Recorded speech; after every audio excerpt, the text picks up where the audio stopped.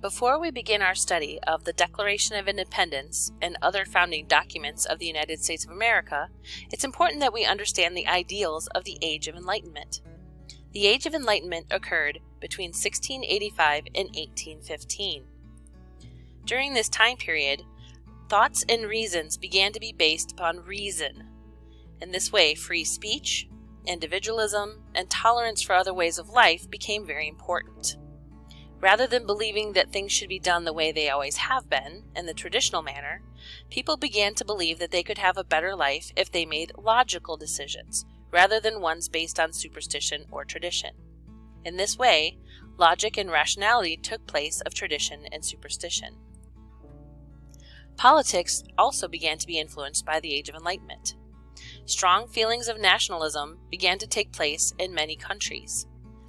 For example, the United States, the colonists believed that they needed to have freedom from England. Great thinkers of the time developed ideas for democratic governments, including the basis for the government of the United States of America. One of the great thinkers of the time period was John Locke. He believed that government should protect the natural rights of citizens and that laws should treat all people equally. He believed that people have the rights of life, liberty, and property. He also believed that citizens give power to the government in order to have their rights protected. In that way, the government is only to do what the citizens need in order to have their rights protected. He also believed that governments should be overthrown if the natural rights of the citizens are not protected. One of the other great thinkers of the time was Charles-Louis Montesquieu. He opposed having one large government that controlled everything, and he proposed the idea of separate branches of government. In his ideas, he believed that government should be divided into three branches: the legislative, the executive, and the judicial branches. And he also believed that government should use a checks and balances system to avoid absolutism. The absolutism was the idea of the monarchy at the time, and that the king had the ultimate power. And so by having the three branches of government, which we have today, they would work together and keep each other in check, so no one branch of government was more powerful. Next is Jean-Jacques Rousseau. He believed that every person was capable of reasonable and logical thinking, and that each person should choose his or her own destiny. This is also called manifest destiny.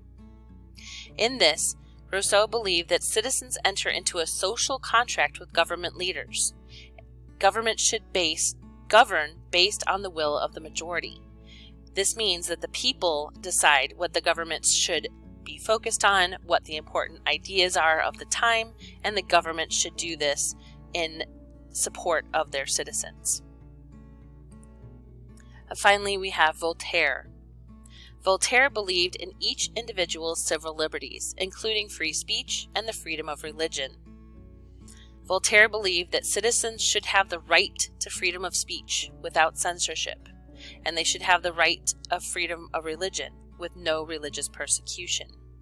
Many of these ideas are still upheld in our society today.